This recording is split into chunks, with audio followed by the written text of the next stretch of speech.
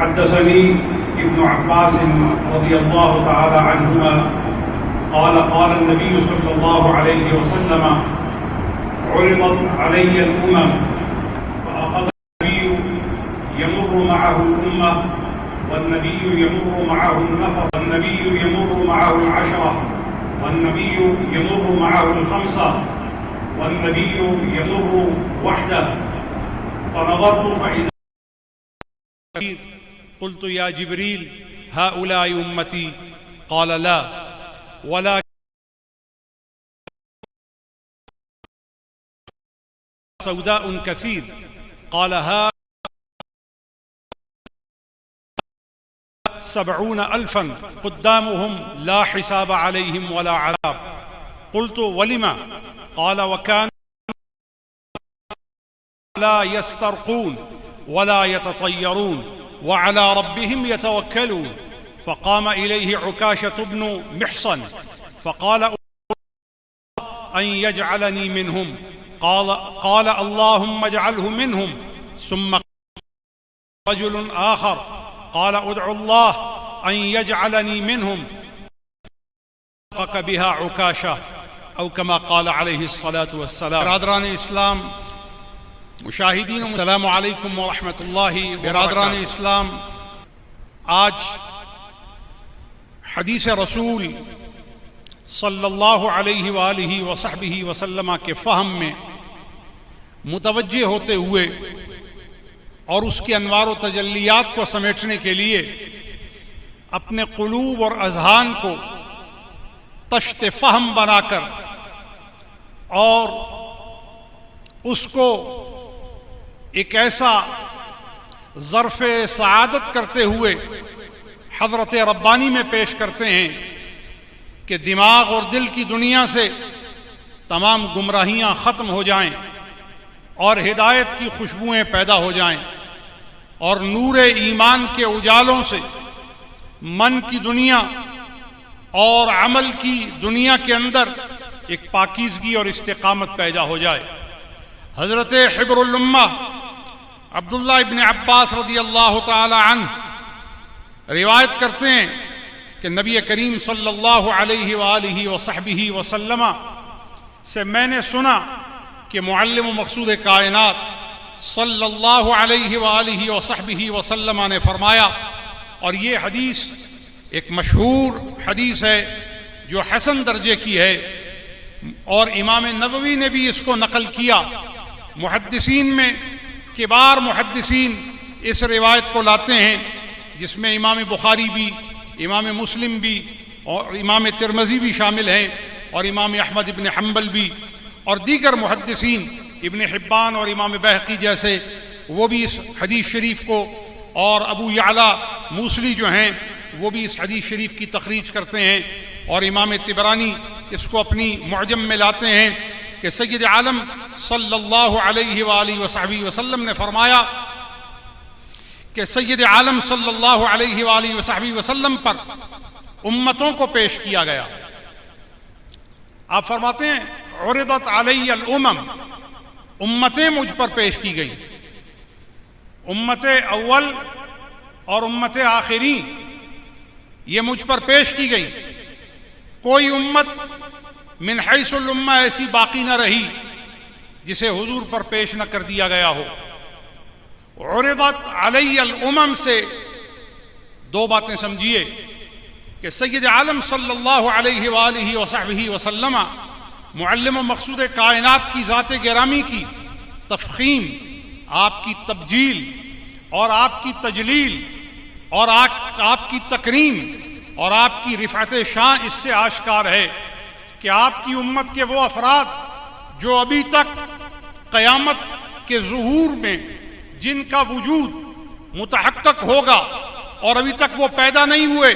اور آج کے دور کے لوگ بھی جو پیدا نہیں ہوئے وہ بھی حضور کے سامنے پیش کیے گئے. پتہ یہ چلا کہ بارگاہ مصطفیٰ ایسی بارگاہ ہے جس میں کائنات کی کوئی ایسی حقیقت نہیں جسے موجود نہ کر دیا گیا ہو. تو عرضت علی الامم،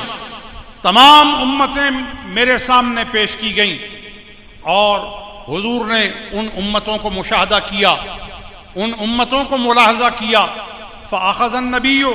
یمر معه الامہ، حضور نے دیکھا کہ ایک نبی گزرا، ان کے ساتھ ایک امت گزری. والنبی یمر معه النفر،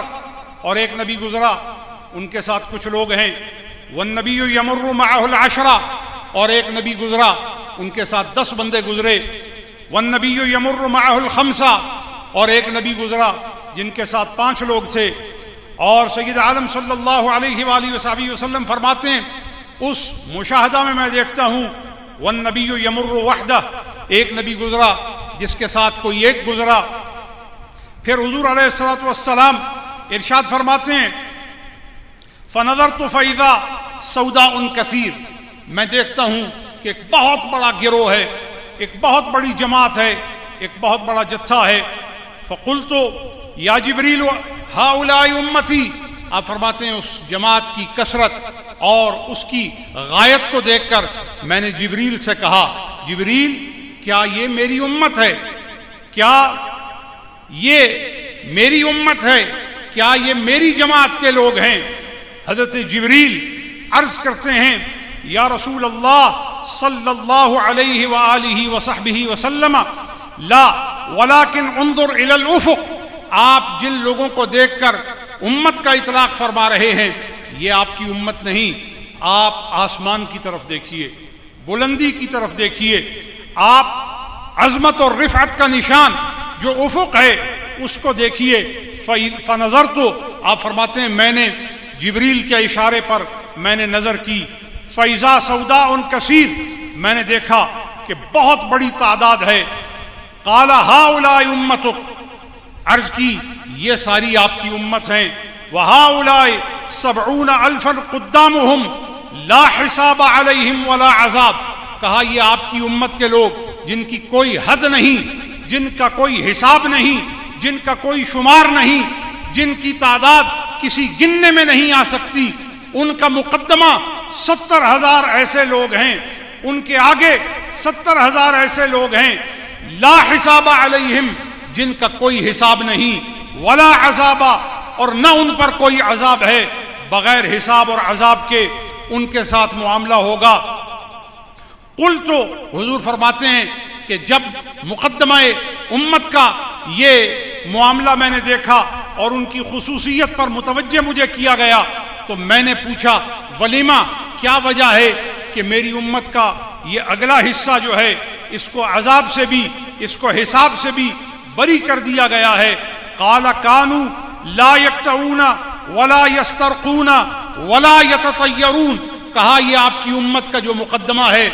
آپ کی امت کا جو اگلا حصہ ہے، آپ کی امت کی پیشوائی میں آپ کی امت کی صفوں کے اگلے سرے میں جو لوگ شامل ہیں ان کی خصوصیت یہ ہے کہ وہ شریعت کے ساتھ جڑے ہیں، وہ سنت مصطفیٰ کے ساتھ جڑے ہیں، وہ اللہ کے بھروسے کے ساتھ جڑے ہیں، وہ کوئی ایسا فعل نہیں کرتے جس سے ان کی شریعت کا رشتہ کمزور ہو جائے، جس سے ان کے دل کا اطمینان کسی بیماری میں تبدیل ہو جائے، جس سے ان کے یقین کی دنیا میں کوئی ضعف پیدا ہو جائے، جس سے ان کے اعتماد کی دنیا کے اندر کوئی کمزوری آئے. پتہ یہ چلا کہ عظمت ان کو ملتی ہے جو خدا کی بندگی کی لذتیں اٹھاتے ہیں، اور شانیں ان کا مقدر بنائی جاتی ہیں جو پروردگار عالمین سے اپنے تعلق کو اصولی اور دستوری بنیادوں پر قائم کرتے ہیں. لا یقطعون ولا یسترقون ولا یتطیرون، نہ کوئی ایسا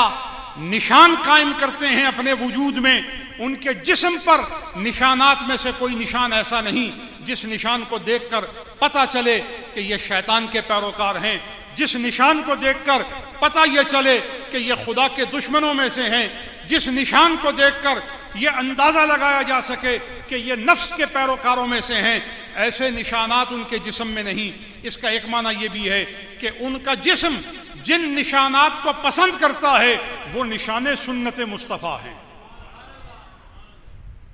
وہ دلالت اتباع مصطفیٰ ہیں. یعنی حضور کی امت کے لوگ عمل بھی وہ عمل کرتے ہیں جو سنت مصطفیٰ کے مطابق ہے، طریقہ بھی وہ اختیار کرتے ہیں جو سنت مصطفیٰ کے مطابق ہے. ولا یسترقون، اور جب کبھی انہیں کوئی آزمائش آئے، بیماری آئے، پریشانی آئے تو وہ خود سے خود کوئی کام نہیں کرتے، وہ اپنی مرضی سے کوئی چیزیں نہیں کرتے، بلکہ بیماری میں بھی وہ رجوع اپنے رب کی طرف کرتے ہیں۔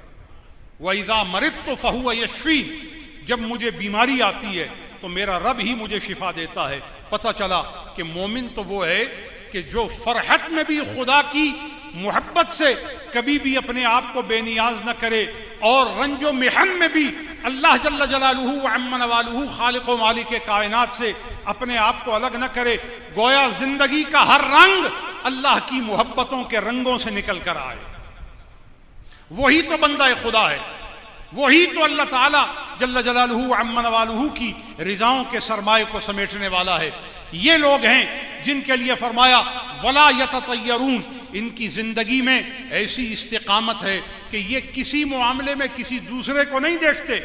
جنگ ہو تو کسی اور پر تکیہ نہیں کرتے، امن ہو تو کسی دشمن سے دوستی نہیں کرتے، اور معاملات ہوں تو کسی اور پر اعتماد نہیں کرتے۔ یہ اپنی زندگی کے ہر معاملے میں اللہ اور اس کے رسول پر بھروسہ کرنے والے ہیں۔ کون ہیں یہ لوگ؟ یہ وہ لوگ ہیں جن کے لیے سورہ آل عمران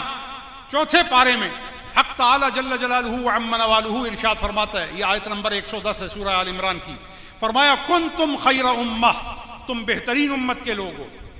یہ کنتم بتاتا ہے، بعض مفسرین نے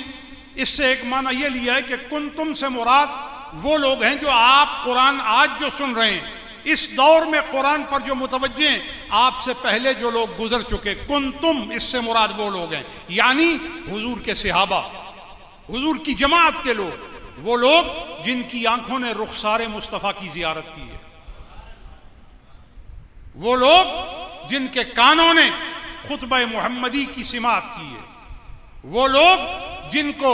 دور مصطفیٰ کا خصوصی پربرکت، پر نور، پر ہدایت اور انقلاب بخش زمانہ ملا ہے۔ خیر امہ، وہ بہترین امت کے لوگ ہیں۔ اگر اس مراد کو حقیقی اور قطعی قرار دے دیا جائے تو پتہ یہ چلا کہ حضور کے زمانے میں بھی جن کو بہترین کہا گیا، ان کے بہترین ہونے کی وجہ ذات مصطفیٰ ہے۔ تو گویا کائنات کی تمام خیریں اور کائنات کی تمام بہاریں اور کائنات کی تمام عظمتیں اور کائنات کی تمام کرامتیں اور کائنات کے تمام کمالات اور کائنات کی تمام بزرگیاں جس ذات سے جوڑ دی گئی ہیں، اسے خاتم النبیین بنا کر بھیجا گیا ہے۔ لہذا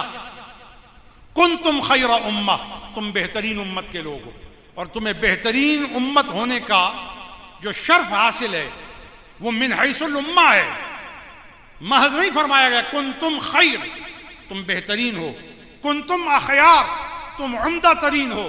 ان کو بہترین ہونے کے ساتھ، امت کے ساتھ ان کو منسلک کر کے، امت کے ساتھ ان کی نسبت کو قائم کر کے، امت کو ان کے بہترین ہونے کی وجہ قرار دے کر کے، اس امت کو امت وسطہ اور امت غرہ اور امت مسلمہ قرار دے کر یہ بات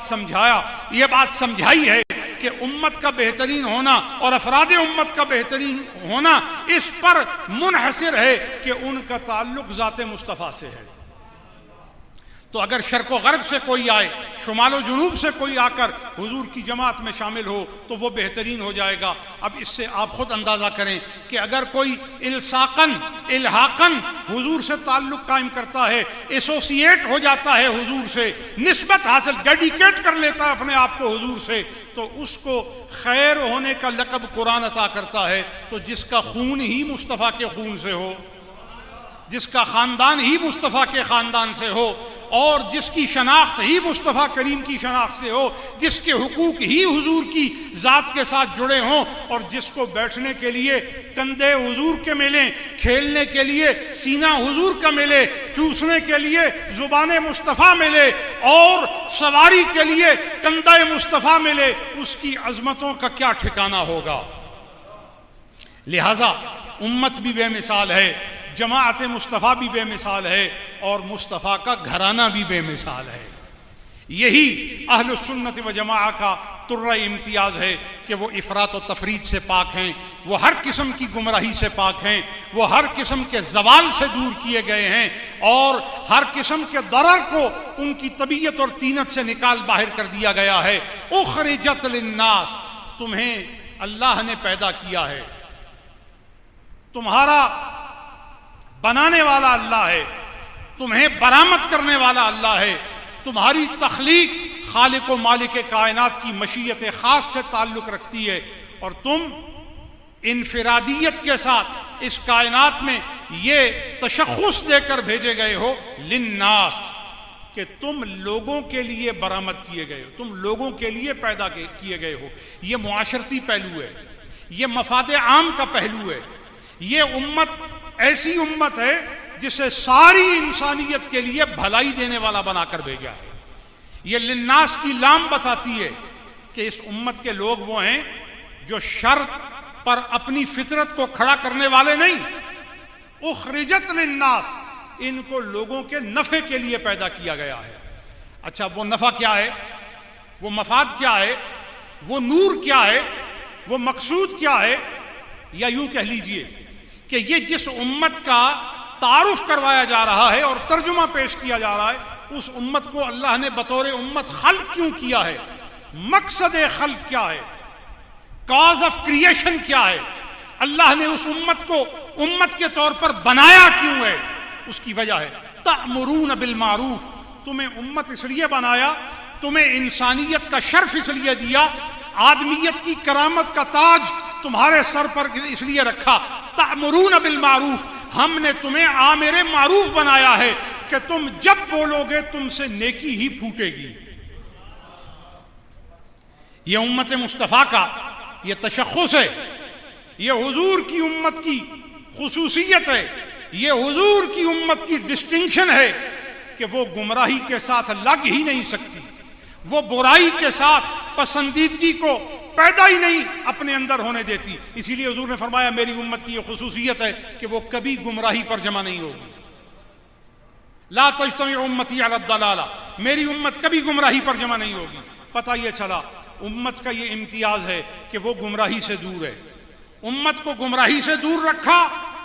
اور جو حضور کی آل ہے اس کی کیا شان ہے؟ اس کی یہ شان ہے انما یرید اللہ لیذھب عنکم الرجس، اے مصطفیٰ کے گھر والو،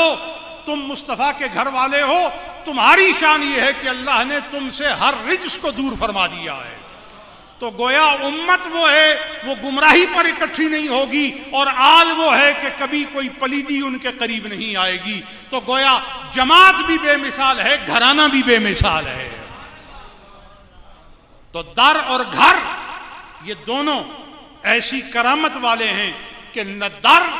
کوئی اور در اس جیسا ہے، اور گھر کوئی اور گھروں میں گھر اس جیسا نہیں مل سکتا۔ پتہ یہ چلا جب در بھی بے مثال ہے، گھر بھی بے مثال ہے، بے مثالیت اور بے نظیریت کی وجہ کیا ہے؟ فرمایا وجہ تیری ایک اکیلی ذات ہے، ذات مصطفیٰ وہ اکیلی وجہ ہے جس وجہ سے آل کو بھی رتبے ملے، اصحاب کو بھی رتبے ملے، زمانہ مصطفیٰ کو بھی رتبے ملے، دور مصطفیٰ کو بھی رتبے ملے، اور خود حضور نے ان رتبوں کے ملنے کی دلالت قائم فرمائی ہے۔ فرمایا خیر القرون قرنی۔ کوئی پوچھے زمانوں میں سب سے اچھا زمانہ کون سا ہے تو اس کا جواب نص سے ہے۔ میرے آقا فرماتے ہیں زمانوں میں بہترین زمانہ وہ ہے جس میں مجھے بھیجا گیا ہے۔ خیر القرون قرنی، سب سے بہترین زمانہ میرا زمانہ ہے۔ ثم الذین یلونہ، پھر بہترین زمانہ وہ ہے جو اس زمانے سے جڑا ہے۔ پتہ یہ چلا کہ خیریت کا تعلق، عظمت کا تعلق، فضیلت کا تعلق، کرامت کا تعلق مصطفیٰ کے جتنے کوئی قریب ہوگا اتنی فضیلتیں ملتی چلی جائیں گی۔ لہذا سید عالم صلی اللہ علیہ وآلہ وصحبہ وسلم کی یہ امت کا ترہ امتیاز ہے کہ آپ کی امت کو رہت کی حد تک نہیں بنایا گیا، 5 بندوں، 10 بندوں، 20 بندوں کی حد تک نہیں بنایا گیا۔ سید عالم صلی اللہ علیہ وآلہ وصحبہ وسلم کی امت کو ایک تو آسمان کی سی بلندیاں دی گئیں۔ آپ دیکھیے سید عالم صلی اللہ علیہ وآلہ وصحبہ وسلم نے جب اپنی امت کا ذکر کیا تو آپ کی بارگاہ میں عرض کی گئی انظر الی الافق، آپ آسمان کی طرف دیکھیے، بلندی کی طرف دیکھیے. تو بلندی کی طرف کیوں دکھایا؟ کیونکہ حضور کی امت کو رفعت پر رکھا گیا. توجہ کیجئے، حضور کی امت کو بلندی کی طرف رکھا گیا، حضور کی امت کو نہایت رفعتیں عطا کی گئیں، حضور کی امت کو نہایت سرفرازیاں عطا کی گئیں. اور آپ فرماتے ہیں فَنَظَرْتُ فَإِذَا سَوْدَاءٌ كَثِيرٌ، میں نے جب نظر کی تو مجھے اتنے لوگ نظر آئے، مجھے اتنے افراد نظر آئے، مجھے اتنے اشخاص نظر آئے، مجھے اتنی کثرت اس میں دکھائی دی کہ میں نے جب ان کو دیکھا تو حضرت جبریل نے عرض کی یہ بلندی والے اور یہ کثرت والے، دو باتیں یاد رکھیں، بلندی اور کثرت. حضور کی امت کا یہ امتیاز ہے کہ یہ کبھی پستی میں نہیں جائے گی اور کبھی قلت میں نہیں آئے گی. حضور کی امت تعداد میں بھی زیادہ رہے گی اور رتبوں اور خصائص اور کمالات اور عادات میں بھی بزرگیوں والی ہوگی. اور جب کوئی ان کی بزرگی، ان کی عادات، ان کے کمالات، ان کے امتیازات اور ان کے وظائف، ان کے امور، ان کے طرق، ان کے ترغیبات، ان کے معمولات، ان کے دن اور رات کے امور کو دیکھنا چاہے تو اسے سر اٹھا کر دیکھنا پڑے گا، اسے سر اٹھا کر دیکھنا پڑے گا. یہ بات حضور کی امت کی کر رہا ہوں، حضور کی نہیں. تو جب حضور کی امت کو دیکھنے کے لیے سر اٹھا کے دیکھنے کی ضرورت ہے تو خود ہی اندازہ کیجئے، خود ہی قیاس کیجئے کہ کمالات محمدی کا عالم کیا ہوگا. جہاں آنکھیں خیرہ ہو جائیں، جہاں عقل ششدر ہو جائے، جہاں خیالات پہنچ کر اپنی کمزوری کا احساس کریں، جہاں کوئی قیافہ نہ پہنچ سکے، جہاں کوئی گمان آپ کا ساتھ نہ دے سکے، اس عظمت اور رفعت اور لطافت کی دنیا میں جسے یکتائی عطا کی گئی ہے اسے محمد مصطفیٰ بنا کر بھیجا گیا ہے.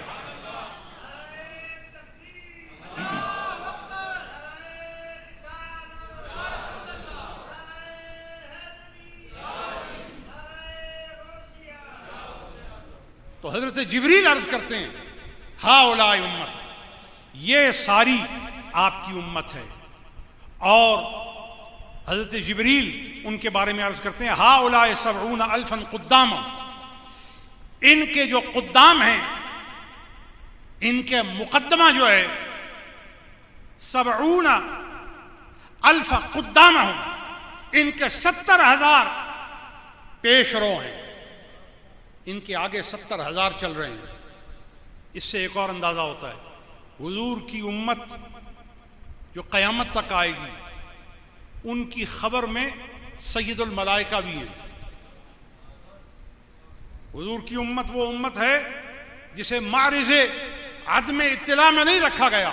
جسے بے خبر امت بنا کر کے نہیں رکھا گیا کہ یہ ایک عمومی بات ہے، کوئی اس کے بارے میں جانے نہ جانے، ایسی بات نہیں. بلکہ حضور کی امت ایسی امت ہے جس کی خبر وظیفہ سید ملائکہ ہے. حضور کی امت کی اطلاع رکھنا یہ حضرت جبریل کا وظیفہ ہے، یہ حضرت جبریل کا طریقہ ہے، یہ حضرت جبریل کا عمل ہے کہ حضور کی امت پر وہ بھی خبردار ہیں،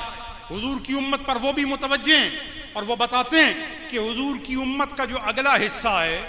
اس کی شان کیا ہے. لا حساب علیہم ولا عذاب، حضور کی امت کے اگلے حصے کو عذاب سے اور حساب سے، یعنی خوف سے، گھبراہٹ سے، پریشانی سے، ڈر سے ان کو بری کر دیا گیا ہے. جب امت کا اگلا حصہ اتنی شان والا ہے تو غور کریں یہ شانیں کس لیے ملی. یہ شانیں دو سبب سے ملی. پہلا سبب اگلا حصہ وہ ہے جو حضور سے جڑا ہے. صف کا اگلا حصہ امام کے قریب ہوتا ہے، جماعت کا اگلا حصہ استاذ کے قریب ہوتا ہے، بیٹھنے والوں کا اگلا حصہ زینت مجلس کا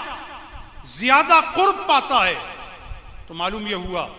کہ شانیں ان کا مقدر ہیں جو ہر طور مصطفیٰ کے قریب ہیں، یعنی دیکھتے ہوئے بھی جو حضور کو ہی تکیں، سنتے ہوئے بھی جو حضور کو سنیں، اور پیچھے چلنے کے لیے جو امام بھی حضور کو بنائیں. ان کا مرتبہ اور رتبہ اور ان کی منزلت اللہ کے ہاں کیا ہے؟ ان کا رتبہ، منزلت اور مقام اللہ کے ہاں یہ ہے کہ لا حساب ولا عذاب، نہ ان کا کوئی حساب ہے نہ ان پر کوئی عذاب کا معاملہ ہے. پتہ یہ چلا وہ مامون ہیں، وہ ماجور ہیں اور وہ محفوظ ہیں. ان کو اللہ جل جلالہ عما نوالہ نے یہ مقام و مرتبہ عطا فرمایا ہے. اب پلٹتے ہیں سورہ آل عمران کی اس آیت کی دلالت پر، جسے مفسرین کرام نے کتب تفاسیر میں نقل کیا ہے. اور اس کی تفسیر میں مفسرین لکھتے ہیں، علامہ ابن عاشور جیسے لوگوں نے لکھا ہے کہ یہ جو حضور کی امت کو کنتم خیر امہ کہہ کر مخاطب کیا اور ان کا اختصاص بیان کیا اور باقی امتوں پر ان کا امتیاز بیان کیا کہ کنتم خیر امہ، تم بہترین امت کے لوگ ہو. تو جب بہترین کہا تو کچھ اور بھی تو ہیں جن پر انہیں امتیاز دیا گیا ہے، جن پر ان کے مقام کا استقرا فرمایا گیا ہے. تو کہا یہ باقی انبیاء کی امتیں ہیں، باقی مرسلین کی امتیں ہیں، ان پر حضور کی امت کو یہ مقام و مرتبہ عطا کیا گیا ہے. اس کے بعد علامہ ابن عاشور نے احتجاج کیا اس بات سے، دلیل پکڑی ہے اس بات سے اپنے اس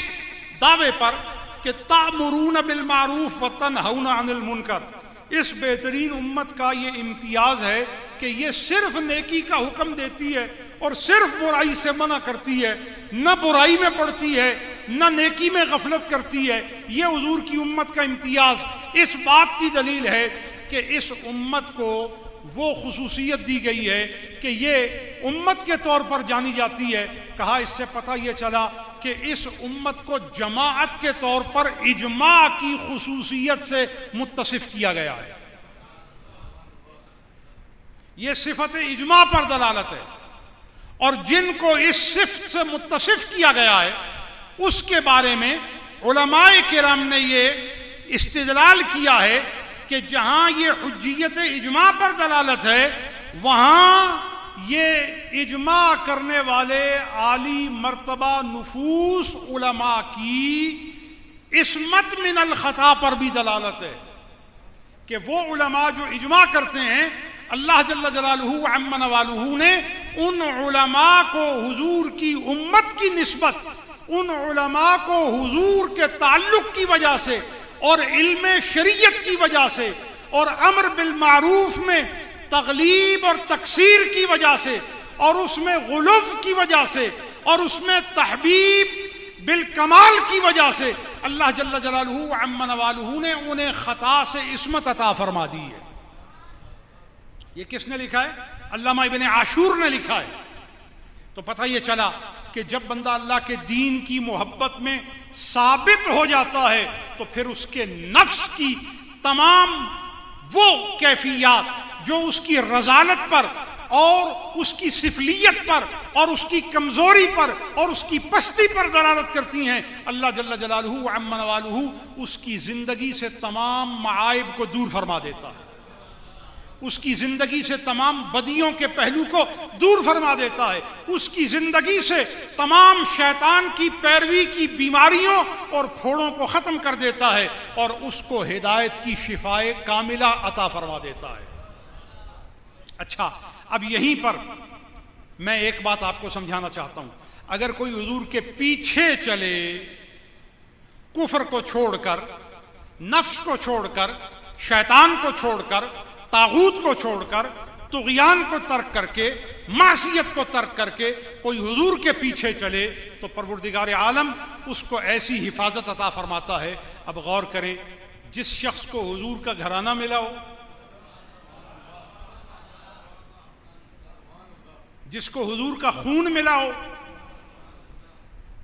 اور وہ ماحول ملا ہو جس ماحول میں ایک لمحے کے لیے بھی شرک نہ آیا ہو، ہیں جی، 7 جنت کے سردار ہیں. کتنے؟ یہ سنن ابن ماجہ کی حدیث شریف ہے. اور یہ 7 جنت کے جو سردار ہیں ان میں نبی کریم، ان میں حضرت علی، ان میں حضرت امیر حمزہ، ان میں حضرت جعفر طیار، یہ نفوس حضور نے حدیث میں گنوائے ہیں اور فرمایا جنت کے یہ 7 سردار ہیں. ان میں یہ جو 4 نام میں نے آپ کے سامنے پیش کیے ہیں یہ تو حضور کے گھر کے لوگ ہیں، اور پھر 2 حضرات حسنین کریمین، یہ بھی حضور کے گھر کے لوگ ہیں. تو پتہ یہ چلا جنت کی سرداری کا غلبہ تو حضور کے گھرانے کو دیا گیا ہے. حضور کا گھرانہ جنت کی سرداری کا امتیاز رکھتا ہے، اور جنت کی سرداری اسی گھرانے کے اندر رکھی گئی ہے، اسی گھرانے کو یہ رتبہ عطا کیا گیا ہے. اور یہ ایسا رتبہ ہے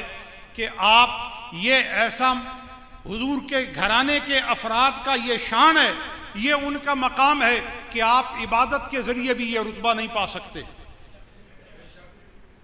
آپ علم کے ذریعے بھی ان کی برابری نہیں کر سکتے، آپ کسی اور عمل کے ذریعے بھی ان کے ساتھ ہمسری کا دعویٰ نہیں کر سکتے. بلکہ بلند سے بلند رتبہ کوئی شخص مقرب بارگاہ خدا اگر مقام حجر اسود اور رکن یمانی کے بیچ نوافل پڑھے، دعائیں کرے، زندگی وہاں بسر کرے، مگر اس کے دل میں مصطفیٰ کے گھرانے کا بغض ہو تو اس جگہ ساری زندگی بسر کرنے کے باوجود بھی اسے جنت میں کوئی چیز لے جانے کی ضمانت نہیں دے سکتی. زمین پر اتنا مقدس مقام جہاں ہر وقت ہزاروں فرشتے دعا کرنے والوں کی صرف آمین کے لیے منتظر ہیں. رکن یمانی اور حجر اسود کے بیچ یہ جو حصہ ہے، اس حصے میں جو دعا کی جاتی ہے وہ رد، بولیے نا، وہ رد. اچھا میں اب بات پوچھنا چاہتا ہوں، اس حصے کو یہ رتبہ حاصل ہے، یہ مقام حاصل ہے، اگر اس مقام کو اور اس منزل کو یہ رتبہ ہے تو میں پوچھنا چاہتا ہوں ذرا علم کو، عقل کو، شعور کو، تفقہ کو، تدبر کو، تمیز کو، حس ظاہر و باطن کی تمام صلاحیات کو بروئے کار لا کر کے ذرا سوچ کر کے اس بات کا فیصلہ کیجئے گا کہ جن جگہوں سے محبوبان خدا گزرے، جن جگہوں پر انوار خدا بندی کا نزول ہوا، جن جگہوں پر برکتیں اتریں اور بارکنا حولہ، جن کے لیے رب فرمائے کہ ہم نے ان کے ارد گرد برکتوں کا دورہ کیا ہے، جہاں برکتیں پھریں، جہاں فرشتے اتریں، وہاں دعا رد نہ ہو، اور جو جہاں تمام برکتوں کی ضمانت ہو.